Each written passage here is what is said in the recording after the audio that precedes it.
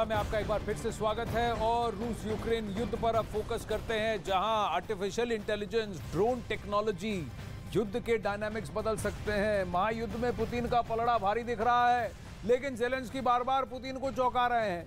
जंग के मोर्चे से एक बहुत बड़ी खबर सामने आई है। वोलोदिमीर ज़ेलेंस्की ने सीधे व्लादिमीर पुतिन के करीब अपने ड्रोन को पहुंचा दिया है।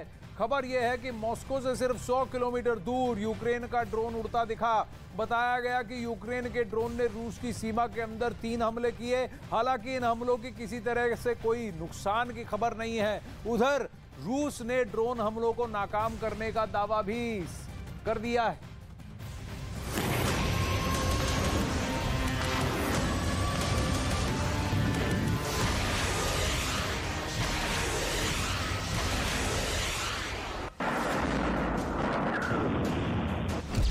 पुतिन के बेहद करीब पहुंचा ज़ेलेंस्की का ड्रोन।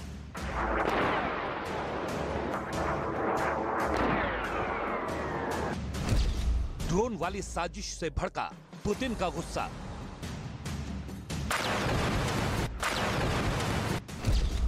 ड्रोन से आ सकती है यूक्रेन में महातबाही। यूक्रेन को मिटाने पर आमादा रूस हमेशा यूक्रेन के सामने कभी मजबूत दिखा तो कभी कमजोर। लेकिन रूस की सीमा के अंदर हुए ताजा ड्रोन हमले की तस्वीर कुछ और ही कहानी बयां कर रही है। ये कोई पहली बार नहीं है जब यूक्रेन की तरफ से रूस पर हमले हुए हैं। इससे पहले भी रूस के एयरबेस पर हमला हो चुका है। अब मॉस्को के बेहद करीब ड्रोन से हमला करके यूक्रेन ने फिर से अपनी ताकत दिखाई है। ज़ेलेंस्की का ड्रोन पुतिन से महज 100 किलोमीटर की दूरी पर था। हालांकि इस ड्रोन से रूस में कोई ज्यादा नुकसान नहीं हुआ, लेकिन क्रेमलिन की पूरी टीम एक्टिव मोड में जरूर आ गई। Увидели, у этого изделия еще работал двигатель, моторчик. Поэтому был ли это моторчик или еще что-то иное, мы не стали вникать с супругой. रूस के रक्षा मंत्रालय ने यूक्रेन पर ड्रोन हमले का आरोप लगाया है। साथ ही ड्रोन को गिराकर हमलों को नाकाम करने की जानकारी भी दी। अधिकारियों ने कहा कि ड्रोन से कोई चोट नहीं आई और कोई ज्यादा नुकसान भी नहीं हुआ। हालांकि यूक्रेन ने अभी तक हमलों की जिम्मेदारी नहीं ली, लेकिन पहले भी यूक्रेन ने कई बार इस तरह के हमलों और तोड़फोड़ की जिम्मेदारी सीधे तौर पर स्वीकार करने से परहेज किया है। अब मॉस्को के पास यूक्रेन के ड्रोन का पहुंचना जितना खतरनाक है, उतना ही पुतिन के गुस्से को भड़काने के लिए जिम्मेदार भी। यही वजह है कि एक तरफ रूस के राष्ट्रपति व्लादिमीर पुतिन ने सीमा पर सुरक्षा कड़ी करने का आदेश दिया है, लोगों को रिहायशी इलाकों से सुरक्षित जगहों पर शिफ्ट किया गया है, तो दूसरी तरफ गुस्से से आग बबूला पुतिन यूक्रेन के महाविनाश की योजना बना रहे हैं। Задача была обеспечить безопасность людей, поэтому мы прежде всего перевели всех жителей, которые находились в эпицентре событий, в безопасное место. Было предложено всем переехать в гостиницу на то время, пока работают специалисты спецслужб и МЧС. रूस की सीमा में घुसकर ऐसे घातक हमले गवाही दे रहे हैं कि यूक्रेन का हथियारों का तहखाना बारूद से भर चुका है। यही वजह है कि पुतिन का जीत का सपना हकीकत से हर दिन दूर होता जा रहा है। युद्ध की शुरुआत में पुतिन ने दावा किया था कि महज कुछ दिनों में ही यूक्रेन की जमीन को रूस के सैनिक जीत लेंगे, लेकिन करीब 80 देश यूक्रेन को समर्थन करने के बहाने रूस को आंखें दिखा रहे हैं। हालांकि इससे भी इनकार नहीं किया जा सकता कि 1 साल से रूस इन सभी देशों से अकेला लोहा ले रहा है, लेकिन अब ज़ेलेंस्की के हाथ पुतिन की गर्दन तक पहुंच गए हैं, जिसके बाद पुतिन के तेवर और भी आक्रामक होना लाजमी है। यूक्रेन को लगातार मिल रही हथियारों की मदद और रूस के खिलाफ उनका इस्तेमाल गवाही देता है कि अमेरिका और नेटो भी सीधे सीधे इस महायुद्ध में कूद पड़े हैं। लेकिन सवाल यह है कि पुतिन के सब्र का बांध कब तक बंधा हुआ है, क्योंकि अगर पुतिन का सब्र टूटा तो युद्ध में लाल बटन का इस्तेमाल की संभावनाएं बढ़ जाएंगी, जिसका जिक्र पहले भी कई बार हो चुका है कि जरूरत पड़ने पर रूस परमाणु हथियारों का इस्तेमाल कर सकता है।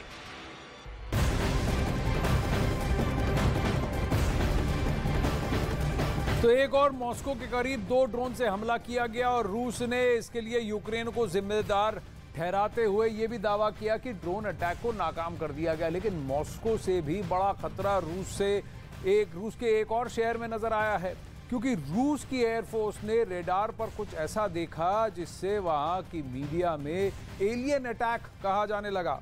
देखिए ये रिपोर्ट।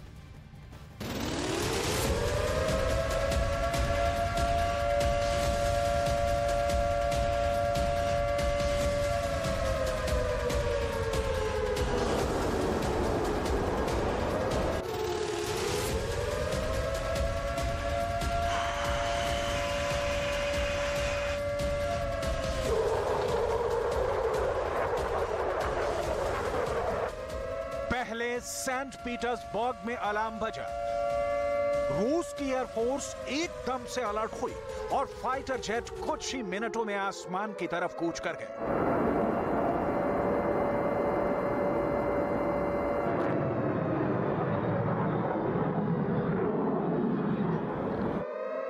कुछ देर बाद मॉस्को में भी अलार्म बजा। एक एयर डिफेंस सिस्टम एक्टिव हो गया। पुतिन के दफ्तर के ऊपर हर एंटी एयरक्राफ्ट गन चौकन्नी हो गई। खतरा बड़ा था।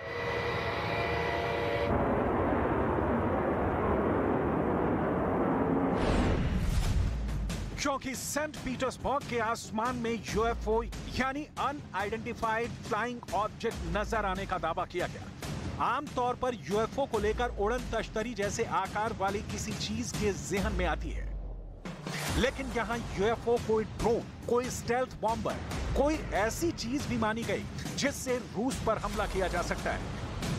सेंट पीटर्सबर्ग के आसमान में खतरा जो भी था, उसको रोकने के लिए रूस के फाइटर जेट फौरन तैनात कर दिए गए। सेंट पीटर्सबर्ग के आसमान में अचानक जेट विमानों की गड़गड़ाहट ने एक दहशत का माहौल पैदा कर दिया। इन विमानों को इसलिए टेक ऑफ का ऑर्डर मिला था ताकि पता चल सके कि वो यूएफओ है क्या।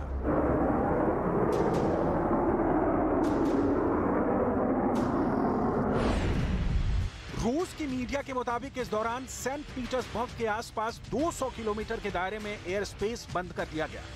किसी भी विमान और हेलीकॉप्टर को इस दायरे में उड़ने की इजाजत नहीं दी गई। इस यूएफओ का खौफ ऐसा था कि रूस की एयरफोर्स और इलाके में तैनात एयर डिफेंस सिस्टम को समझ नहीं आया कि आखिर वहां आसमान में कौन सी चीज घुसपैठ कर गई है जिसकी पहचान रडार पर नहीं हो पा रही।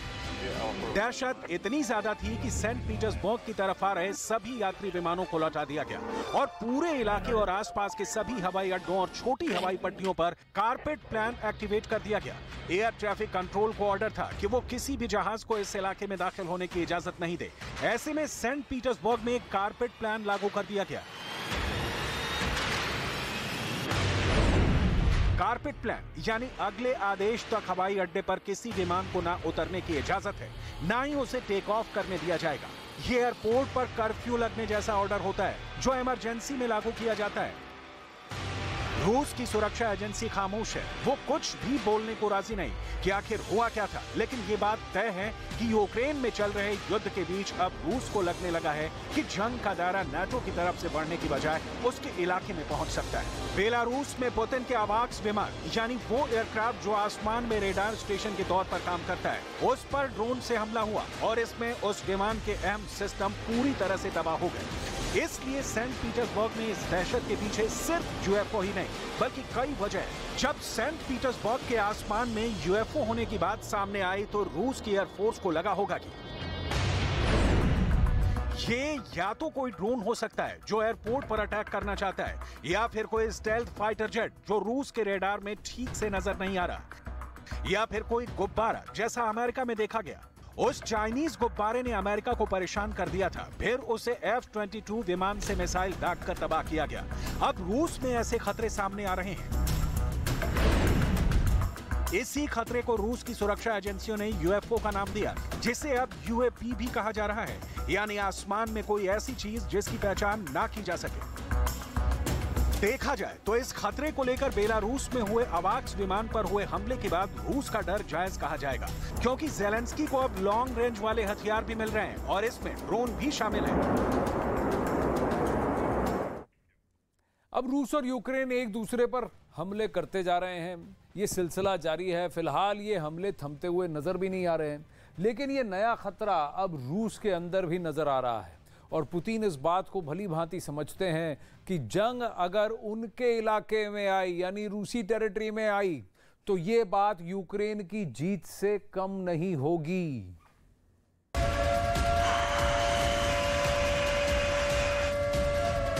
सेंट पीटर्सबर्ग से पहले क्राइमिया में भी एक ड्रोन नजर आया था, जो एक तेल डिपो में लगी आग के दौरान देखा गया था। यही वजह है कि पुतिन अब अपने सबसे खतरनाक हिटमैन को युद्ध में पूरी तरह उतारने पर मजबूर हो सकते हैं। सवाल है कि ज़ेलेंस्की को अगर पश्चिमी देशों से नए फाइटर जेट मिलेंगे तो पुतिन क्या करेंगे? क्या पुतिन की एयरफोर्स नाटो के लड़ाकू विमानों से टक्कर ले पाएगी? क्योंकि तब ये जहाज रूस की सीमा में भी दाखिल होंगे। आसमान में ज़ेलेंस्की के नए फाइटर भारी ना पड़े, इसके लिए पुतिन को कुछ करना होगा। रूस से रिपोर्ट मिल रही है कि पुतिन फाइटर जेट पर बहुत बड़ा फैसला ले सकते हैं और नाटो के जेट का मुकाबला करने के लिए वो ऐसा फाइटर जेट उतार सकते हैं जिसका जवाब सिर्फ अमेरिका ही दे सकता है। पुतिन अब यूक्रेन में खुफिया मिशन के लिए सुखोई 57 फाइटर जेट उतार सकते हैं और यह पुतिन का सबसे खतरनाक लड़ाकू विमान है। सबसे खास बात यह है कि यह स्टेल्थ फाइटर जेट है जो अमेरिका के F-35 की तरह रेडार पर नजर नहीं आता। अब इस फाइटर जेट को उतारना पुतिन के लिए जरूरत से ज्यादा मजबूरी बन चुकी है। सुखोई 57 को उतारने का क्या मतलब है, इसे समझना बहुत जरूरी है, क्योंकि यूक्रेन के युद्ध में यह बड़ा टर्निंग पॉइंट बन सकता है। इससे पहले रिपोर्ट आई थी कि रूस ने जून 2022 में सुखोई 57 का इस्तेमाल किया था। यूक्रेन के खिलाफ यह ऑपरेशन बहुत खामोशी से हुआ। हमला ऐसा था कि सुखोई 57 ने बिना यूक्रेन के एयर स्पेस में घुसे ज़ेलेंस्की का रडार सिस्टम तबाह कर दिया था। इसके लिए सुखोई 57 ने एंटी रेडिएशन मिसाइल का इस्तेमाल किया था। इसके मायने ये भी हैं कि रूस अपने सीक्रेट हथियारों को बहुत चुपचाप तरीके से यूक्रेन में इस्तेमाल करता रहा है। रूस ऐसे मिशन को खुफिया इसलिए रखता है क्योंकि पुतिन नहीं चाहेंगे कि उनके नए हथियारों के बारे में नाटो ज्यादा जानकारी जुटाए। ना ही पुतिन चाहेंगे कि उनके ऐसे हथियार किसी हादसे या फिर यूक्रेन की मिसाइलों का शिकार बने। पुतिन सिर्फ इन हथियारों को आजमाना चाहते हैं ताकि वक्त आने पर नाटो पर इसका इस्तेमाल कर सकें। लेकिन पुतिन के सामने अभी चुनौती यूक्रेन के आसमान से ज्यादा अपने रूस के आसमान में नजर आ रही है। चाहे यूएफओ हो या फिर कोई ड्रोन या फिर स्टेल्थ फाइटर, ये ऐसी चीजें हैं जो रडार पर आसानी से नजर नहीं आती। इस चुनौती के अलावा पुतिन के सामने यूक्रेन का आसमान भी है, जहां पुतिन को खतरा इसलिए भी नजर आता है क्योंकि यूक्रेन को अब नाटो से कई तरह के एयर डिफेंस सिस्टम मिल चुके हैं। इसमें अमेरिका और नॉर्वे से मिला नेसम्स भी है। यह 35 किलोमीटर की रेंज में हवाई टारगेट को खत्म कर सकता है। इसमें जर्मनी से मिला IRIS-T एयर डिफेंस सिस्टम भी है। इसकी रेंज 25 किलोमीटर है। तो अब नाटो के रास्ते अमेरिका का पैट्रियट एयर डिफेंस भी मिल सकता है जिसकी रेंज 150 किलोमीटर तक है। इसलिए जितनी तबाही ज़ेलेंस्की जमीन पर बर्दाश्त कर रहे हैं, अगर उसके मुकाबले में नए एयर डिफेंस सिस्टम सही से और पूरी इंटेलिजेंस के साथ काम करने लगे तो पुतिन के सामने यूक्रेन में बड़ा खतरा पैदा हो सकता है। लिहाजा पुतिन के लिए जरूरी है कि वो सुखोई और मिग विमानों को आसान निशाना बनने से बचाएं और यूक्रेन में तैनात नाटो के एयर डिफेंस सिस्टम के आगे अपना बेहतरीन फाइटर जेट उतारें। इस बीच रूस का दावा है कि उसने कीव के पास डोबरी में यूक्रेन का एक इंटेलिजेंस सेंटर तबाह कर दिया है। रूस का दावा है कि इस ऑपरेशन में उसने यूक्रेन की खुफिया जानकारी इकट्ठा करने वाले इस अड्डे को टारगेट बनाया।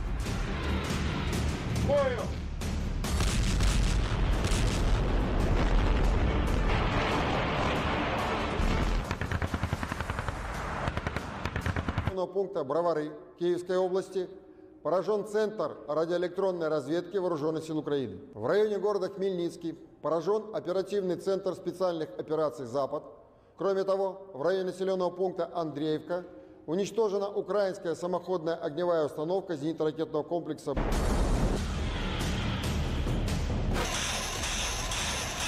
रूस और यूक्रेन के एक दूसरे पर हमले जारी रहेंगे। फिलहाल ये थमते हुए नजर नहीं आ रहे, लेकिन नया खतरा अब रूस के अंदर भी नजर आ रहा है और पुतिन इस बात को अच्छी तरह समझते हैं कि जंग अगर उनके इलाके में आई तो ये बात यूक्रेन की जीत से कम नहीं होगी।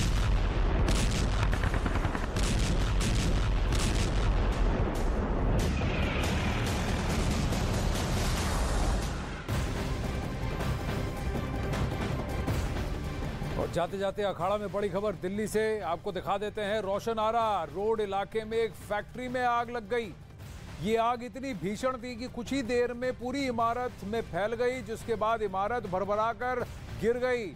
फैक्ट्री में यह आग कैसे लगी, इसकी जानकारी अभी तक नहीं मिल पाई है।